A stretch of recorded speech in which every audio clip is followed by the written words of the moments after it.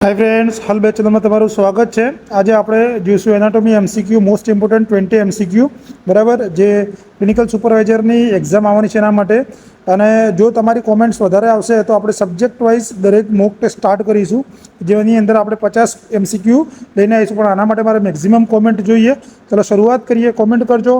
તો આપણે દરેક સબ્જેક્ટ વાઇઝ આમાં જેટલા 14 સબ્જેક્ટ છે એ આપણે બધા સબ્જેક્ટના ક્વેશ્ચન એમસીક્યુ આવરી લઈને સ્ટાર્ટ કરીશું। ચલો શરૂઆત કરીએ આજના ક્વેશ્ચનની કે પુરુષ પ્રજનન તંત્રમાં ટેસ્ટોસ્ટેરોન હોર્મોનનું ઉત્પાદન કયા કોષો દ્વારા થાય છે? એટલે કે મેલ રિપ્રોડક્ટિવની અંદર ટેસ્ટોસ્ટેરોન હોર્મોન કયા કોષો દ્વારા ઉત્પન્ન થાય? સટોલી સેલ્સ, લેડિંગ સેલ્સ, સ્પર્મેટોગોનિયા કે કોપર ગ્લેન્ડ સેલ્સ? તો આની અંદર આપણો જવાબ શું રહેશે? જવાબ રહેશે ઓપ્શન બી, લેડિંગ સેલ્સ દ્વારા ટેસ્ટોસ્ટેરોનનું ઉત્પન્ન થાય છે। જો એની અંદર સ્પર્મેટોગોનિયા ક્યાં હોય, સટોલી સેલ્સ ક્યાં હોય, હું તમને એક્સપ્લેનેશન સાથે સમજાવું કે જે શુક્રપિંડની અંદર આપણા લીડિંગ સેલ્સ આવેલા હોય એ કોના દ્વારા ઉત્પન્ન થાય? તો LH લ્યુટિનાઇઝિંગ હોર્મોનના કારણે શું બનતા હોય? ટેસ્ટોસ્ટેરોન। તો સટોલી સેલ્સ શું કામ કરે? કે જે આપણા સ્પર્મ હોય, શુક્રકોષોને શું કરે? ન્યુટ્રિશન આપવાનું કામ કોણ કરે? તો સટોલી સેલ્સ। આ પણ પૂછાઈ શકે। સ્પર્મેટોગોનિયા મતલબ આ મેન કોષો છે કે જેની અંદરથી આપણા સ્પર્મ બનતા હોય છે। અને કોપર ગ્લેન્ડ એ શું કરે? સિમેન ઉત્પન્ન કરવામાં, એટલે કે વીર્ય ઉત્પન્ન કરવા માટે જવાબદાર કોણ છે? તો કોપર્સ ગ્લેન્ડ છે। જો સટોલી સેલ્સ આ રીતે હોય કે જે શું કરે? પોષણ આપવાનું કામ કરે બરાબર। અને લીડિંગ સેલ્સ આ રીતે તમને જોવા મળતા હોય છે। ટૂંકમાં યાદ કઈ રીતે રાખશો? લીડિંગ સેલ્સ બરાબર L ફોર L એટલે LH luteinizing hormone, S for S Sertoli cells શું કરે? સપોર્ટ અથવા નરીશ આપવાનું કામ કરતા હોય છે। Clear? Second number, elbow joint અને ઘૂંટણ સાંધો એટલે કે ની જોઈન્ટ કયા પ્રકારના સાંધાનું ઉદાહરણ છે? બોલ એન્ડ સોકેટ જોઈન્ટ, મેજાગ્રાનો જોઈન્ટ એટલે કે હિંજ જોઈન્ટ, પાઇવોટ જોઈન્ટ કે ગ્લાઇડિંગ જોઈન્ટ? તો જુઓ આ કયો પૂછે છે એક્ઝામની આપણા ક્વેશ્ચનની અંદર? એલ્બો જોઈન્ટ અને ની જોઈન્ટ બરાબર। તો આની અંદર આપણો જવાબ શું રહેશે? જવાબ રહેશે ઓપ્શન બી, મેજાગ્રાનો સાંધો એટલે કે હિંજ જોઈન્ટ। હિંજ જોઈન્ટનો ક્વેશ્ચન વારંવાર તમને પૂછે છે બરાબર। હવે હિંજ જોઈન્ટ કેમ કહેવામાં આવે? કે જો આપણો કોણીનો અને ની છે બરાબર, કોણી અને ની અથવા ઘૂંટણ એ શું કરે? એક જ દિશાની અંદર એમનું ફ્લેક્શન થાય અને એક્સટેન્શન્સ બરાબર, એટલે વળે છે, એને મેજાગ્રાનો સાંધો કહે છે। આ રીતે જે આપણે મજાગરા ઘરની અંદર લગાવીએ આ રીતનું થતું હોય છે બરાબર। બોલ એન્ડ સોકેટની અંદર કયા આવશે? તો ખભાના ફર્યા બરાબર, એટલે ખભાનો જે શોલ્ડર જોઈન્ટ આવે બરાબર એ બોલ એન્ડ સોકેટ આવે। હિપ જોઈન્ટ આવે એ પણ બોલ એન્ડ સોકેટ જોઈન્ટ આવે। પાઇવોટ જોઈન્ટ શેમાં આવશે? કે ગરદન, જે આપણે સર્વાઇકલ વર્ટિબ્રા જે ગરદનના નેકને આપણે એક બાજુ ફેરવીએ એના માટે। ગ્લાઇડિંગ જોઈન્ટ ક્યાં આવશે? જે આપણા રિસ્ટ જોઈન્ટ હોય બરાબર, રિસ્ટ જોઈન્ટ કે ત્યાં શું હશે? કાંડાના હાડકાની અંદર ગ્લાઇડિંગ જોઈન્ટ જોવા તમને મળે છે બરાબર। ક્વેશ્ચન નંબર 3, યુરિનરી બ્લેડરની અંદરની દિવાલમાં કયા પ્રકારની પેશી એટલે કે એપિથેલિયમ આવેલી છે જે તેને સ્ટ્રેચ થવાની અથવા ખેંચાવાની ક્ષમતા આપે છે? સિમ્પલ સ્ક્વેમસ એપિથેલિયમ, ટ્રાન્ઝિશનલ એપિથેલિયમ, સિલિએટેડ કોલમનર એપિથેલિયમ કે સ્ટ્રેટિફાઈડ ક્યુબોઇડલ એપિથેલિયમ?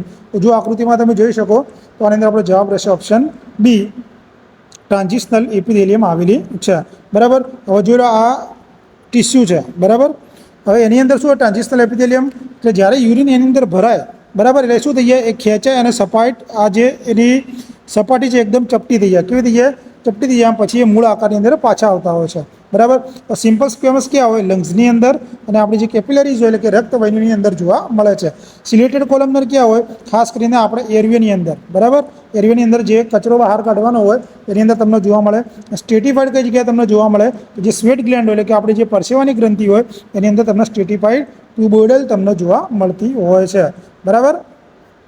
ક્વેશ્ચન 4, માનવ શરીરના કયા અંગને કેમિકલ ફેક્ટરી તરીકે પણ ઓળખવામાં આવે છે? હૃદય, યકૃત, મગજ કે સ્વાદુપિંડ? તો આની અંદર આપણો જવાબ શું રહેશે? જવાબ રહેશે ઓપ્શન બી, યકૃત એટલે કે લીવર।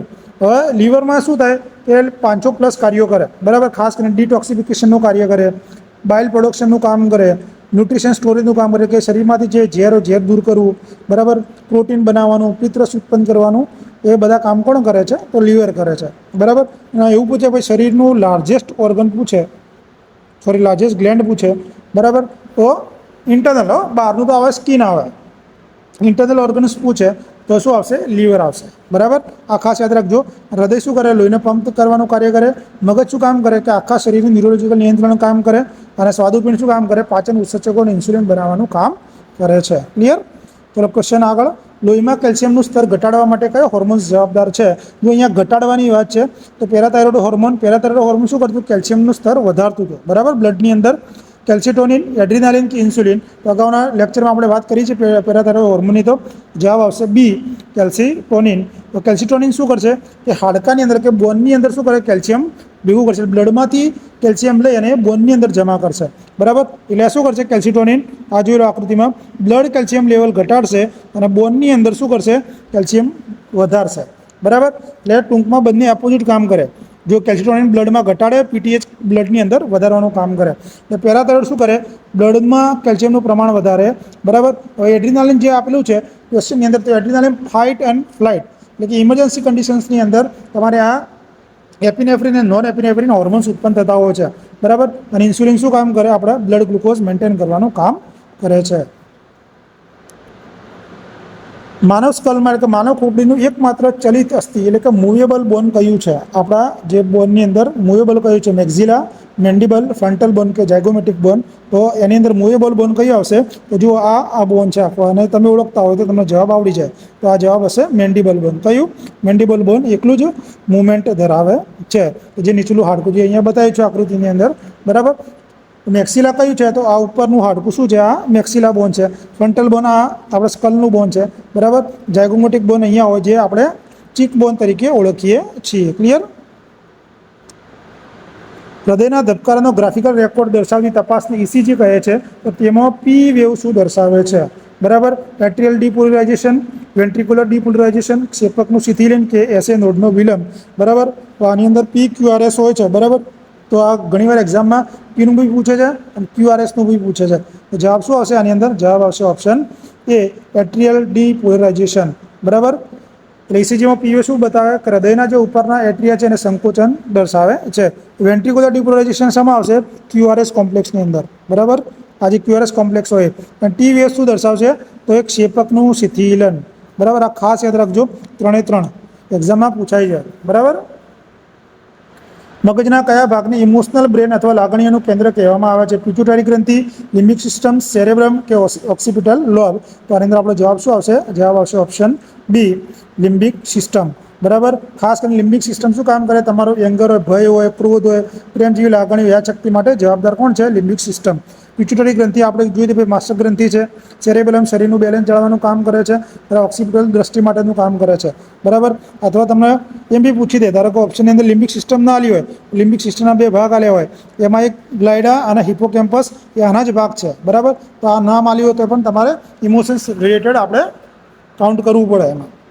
ચલો, અને મારી આ પીડીએફ જોઈતી હોય તો મારી હેલ્થ બસ ચેનલમાં જોડાઈ જજો. જેની @health bus સર્ચ મારશો તો પણ ટેલિગ્રામમાં આવી જશે, બરાબર. આપણા લોગો સાથે ના હોય તો હું ડિસ્ક્રિપ્શનમાં એની લિંક આપી દઈશ, બરાબર. અને મેક્ઝિમમ તમે મને કોમેન્ટ કરજો કે જેથી હું પૂરો સિલેબસ કવર થાય એ રીતે બધા MCQ લઈને આવું.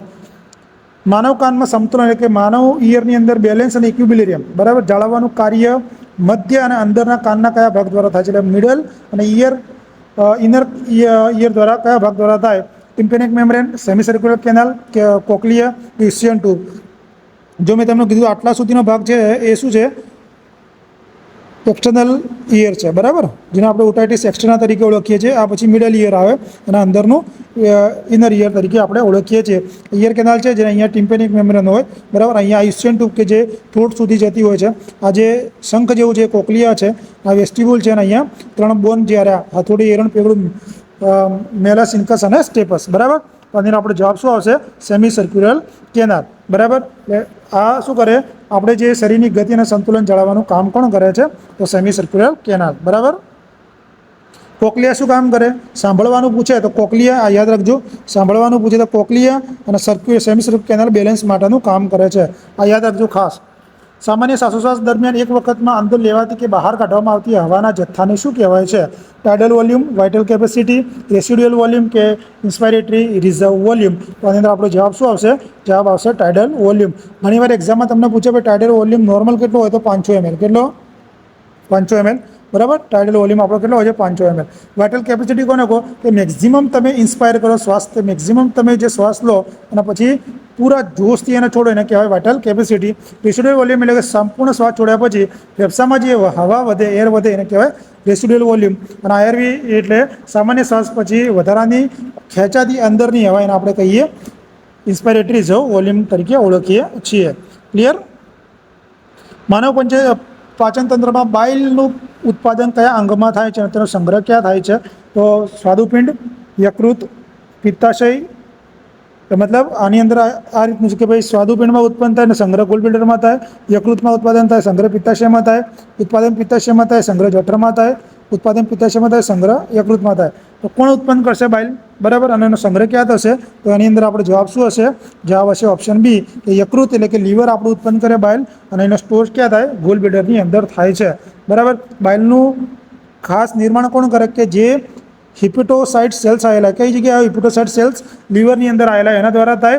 અને જે ચરબીના પાચન માટે એટલે જેને આપણે કહીએ છીએ ઇમલ્સિફિકેશન, બરાબર. તો ચરબીના ઇમલ્સિફિકેશન એટલે કે ચરબીના પાચન માટે એ પિત્તાશયની અંદર સંગ્રહ થાય છે. ક્લિયર? નીચેનામાંથી કઈ ધમની માનવ શરીરમાં અશુદ્ધ રક્તનું વહન કરતી એકમાત્ર ધમની છે? એટલે કે ડીઓક્સિજનેટેડ બ્લડ લાવતી છે. કોરોનરી ધમની, કેરોટિડ ધમની, ફુસ્સીય ધમની એટલે કે પલ્મોનરી આર્ટરી, રિનલ ધમની એટલે કે રિનલ આર્ટરી. તો આની અંદર આપણો જવાબ શું આવશે? જવાબ આવશે ઓપ્શન સી, પલ્મોનરી આર્ટરી. બરાબર. સામાન્ય રીતે બધી ધમનીઓમાં કેવું આર્ટરીની અંદર પ્યોર બ્લડ હોય, પણ અહીંયા અપવાદ છે. બરાબર. કાર્ડિયોવાસ્ક્યુલર સિસ્ટમની અંદર શું છે? અપવાદ. કે અહીંયા આર્ટરીની અંદર ઇમ્પ્યોર બ્લડ હોય છે અને વેનની અંદર પ્યોર બ્લડ હોય છે. ક્લિયર? ગળાના ભાગે આવેલું કયું અસ્થિ એટલે બોન શરીરનું એકમાત્ર એવું અસ્થિ છે કે જે અન્ય કોઈ પણ અસ્થિ સાથે જોડાયેલું હોતું નથી? બરાબર. કયું બોન હોય કે જે કોઈના સાથે જોડાયેલું હોતું નથી? તો હાયોઇડ બોન, ક્લેવિકલ બોન, મેન્ડિબલ બોન કે સ્ટર્નમ બોન. તો આની અંદર આપણો જવાબ શું રહેશે? હાયોઇડ બોન. બરાબર. હાયોઇડ બોન કઈ જગ્યાએ હોય? જો ગળાની અંદર હોય છે. અહીંયા આ હાયોઇડ બોન હોય છે. યુ આકારનું તમને જોવા મળશે. કેવું? યુ આકારનું. અને જીભના મૂળ ભાગે અહીંયા આવેલું હોય છે. અને એક ફ્લોટિંગ અસ્થિ છે, એટલે તરતું એક મુક્ત અસ્થિ છે કે જેના કોઈ સ્નાયુ, ખાલી સ્નાયુ વડે જ લટકેલું રહે છે, કોઈના સાથે જોઈન્ટ હોતું નથી. બરાબર. ક્લેવિકલ બોન કઈ જગ્યા હોય? તો ક્લેવિકલ બોન આ રહ્યું, ક્લેવિકલ બોન, જેને આપણે કોલર બોન તરીકે ઓળખીએ છીએ, જે સ્ટર્નમ અને સ્કેપ્યુલા સાથે જોડાયેલું હોય છે. મેન્ડિબલ નીચલા જડબાનું હાડકું જે સ્ટર્નમ આગળ પાછળ સાથે જોડાયેલું હોય છે. એટલે હાયોઇડ બોન યાદ રાખજો. ક્લિયર? અને હાયોઇડ બોન એ શું છે? ધારો કે ગળાની અંદર કોઈને ફાંસો ખાતો હોય, તેના માટે ફોરેન્સિક તપાસ માટે મહત્વપૂર્ણ બોન હોય તો એ હાયોઇડ બોન છે. માનવ શરીરની ત્વચાના સૌથી બહારના પડને શું કહેવામાં આવે છે? ડર્મિસ લેયર, એપિડર્મિસ લેયર, હાઇપોડર્મિસ કે સબક્યુટેનિયસ ટિશ્યુ. બરાબર. તો આખું સ્કિનનું છે. તો આની અંદર આપણો જવાબ શું રહેશે? જવાબ રહેશે એપિડર્મિસ. બરાબર. આ રીતનું સ્ટ્રક્ચર હોય. બહાર એપિડર્મિસ, પછી ડર્મિસ અને હાઇપોડર્મિસ. બરાબર. એપિડર્મિસની અંદર ખાસ કરીને આના 5 લેયર પડે છે. બરાબર. કે જેની અંદર કોર્નિયમ, લુસિડિયમ, બરાબર, જર્મિનેટિવ અને ગ્રેન્યુલિઝમ્સ, જે બધા સેલ મોટા ભાગે આવેલા હોય એક જ જગ્યાએ આવેલા હોય છે. તો જર્મિનેટિવની અંદર મેલેટોનિન સેલ આવેલા કે જે શરીરને રંગ આપવા માટે જરૂરી હોય છે. બરાબર. લોહીનું ગંઠાવું, બ્લડ ક્લોટિંગની પ્રક્રિયામાં કયા રક્તકણો અને કયું વિટામિન મુખ્ય ભાગ ભજવે છે? આરબીસી અને વિટામિન સી, ડબ્લ્યુબીસી અને વિટામિન ડી, પ્લેટલેટ્સ અને વિટામિન કે, પ્લાઝમા અને વિટામિન એ. આ ટાઈપના ટ્રિકી ક્વેશ્ચન તમારે આવી શકે. બરાબર. તો જવાબ આવશે ઓપ્શન સી, પ્લેટલેટ્સ અને વિટામિન કે. એ શું કરે? લોહી જમવામાં મદદરૂપ કરે છે અને ખાસ કરીને થ્રોમ્બિન જેવા ક્લોટિંગ ફેક્ટર્સ પણ એ બનાવતા હોય છે.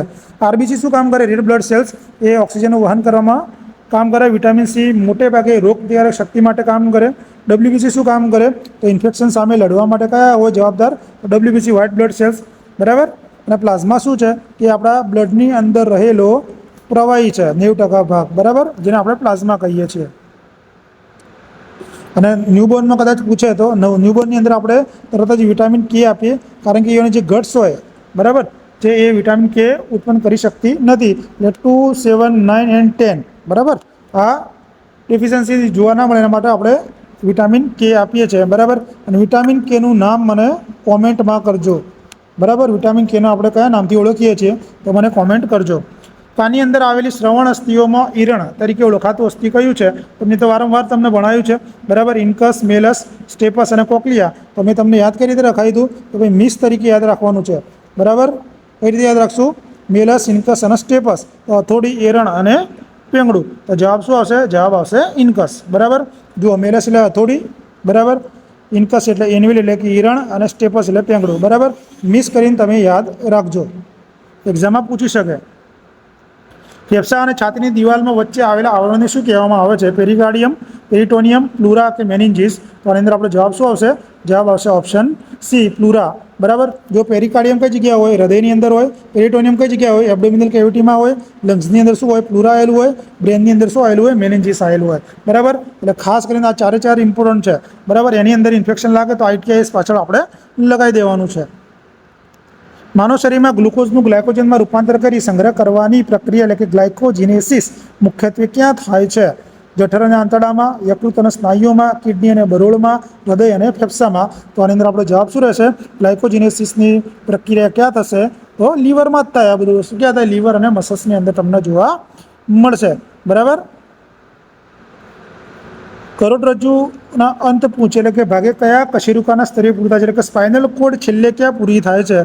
Thoracic 12મી વર્ટિબ્રા, L1 L2 L4 L5 S1 S2, બરાબર. તો કઈ જગ્યાએ પૂરી થાય? તો એનો આપણો જવાબ શું રહેશે? જવાબ રહેશે ઓપ્શન બી L1 અને L2 પર એ પૂરી થાય છે. અહીંયા શું થાય? કોડા ઇક્વિના સ્ટાર્ટ થાય છે, બરાબર. અને L5 ની અંદર આપણે શું કરીએ? લંબાર પંક્ચર સાઇડ છે. તેથી તમારો બીજો ક્વેશ્ચન પણ પૂછી શકે, બરાબર. તો અહીંયા આપણે કરોડરજ્જુ નક્કરનો ભાગ પૂરો થઈ જાય છે અહીંયા ઉપર, બરાબર. એથી કોડા ઇક્વિના સ્ટાર્ટ થઈ જાય. શું થઈ જાય? કોડા ઇક્વિના, બરાબર. અને કોનસ મેડ્યુલર પર શું થઈ જાય છે? પૂરું થઈ જાય છે. ક્લિયર? અને બાળકોની અંદર પૂછે તો L3 સુધી હોય. ક્યાં સુધી હોય? બાળકોમાં લંબાર 3 સુધી વિસ્તરેલું હોય, તો એડલ્ટમાં L1 અને L2 સુધી વિસ્તરેલી હોય છે, બરાબર. વિડીયો સારો લાગે તો લાઇક અને શેર અને હાઇપ કરવાનું ભૂલતા નહીં. હૃદયના ધબકારા દરમિયાન એક જ સંકોચનમાં ડાબા ક્ષેપક દ્વારા ધમનીમાં પંપ કરતા રક્તના જથ્થાને શું કહે છે? Cardiac output. આ બી મોસ્ટ IMP ક્વેશ્ચન છે. સ્ટોક વોલ્યુમ, ટાઇડલ વોલ્યુમ કે ભાઈ ND ડાયસ્ટોલિક વોલ્યુમ. તો આની અંદર આપણો જવાબ શું રહેશે? જવાબ રહેશે ઓપ્શન બી સ્ટોક વોલ્યુમ. હવે જો સ્ટોક વોલ્યુમ સમજવા બહુ જરૂરી છે, બરાબર. ધારો 1 મિનિટની અંદર 70 ml હોય, બરાબર. તો આની અંદર આપણે એને શું કરીએ? 70 ગુણ્યા આપણી હાર્ટબીટ નોર્મલ કેટલી હોય? 72 હોય 1 મિનિટની. તો આની અંદર આપણે શું મળી જાય? Cardiac output. આપણો સ્ટોક વોલ્યુમ કેટલો હોય?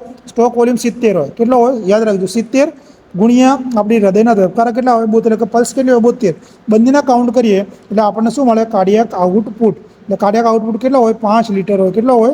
5 લીટર તમને કાર્ડિયક આઉટપુટ જોવા મળે. એથી કાર્ડિયક આઉટપુટનો ક્વેશ્ચન પણ પૂછાય અને સ્ટોક વોલ્યુમ પણ પૂછાય, બરાબર. એટલે કાર્ડિયક આઉટપુટનું સૂત્ર યાદ રાખવું તો સ્ટોક વોલ્યુમ ગુણ્યા હાર્ટ રેટ, બરાબર. ખાસ કરીને યાદ રાખજો. ચલો મળીએ હવે કાલે. જો તમારી કોમેન્ટ વધારે આવશે કે ભાઈ અમારે સિસ્ટમ વાઇઝ જોઈએ છે, બધા સબ્જેક્ટ વાઇઝ બધા MCQ 5 જોઈએ છે, તો હું એ રીતે કાલથી મેગા ટેસ્ટ કરીને વિડીયો લેતો હોઈશ. Thank you.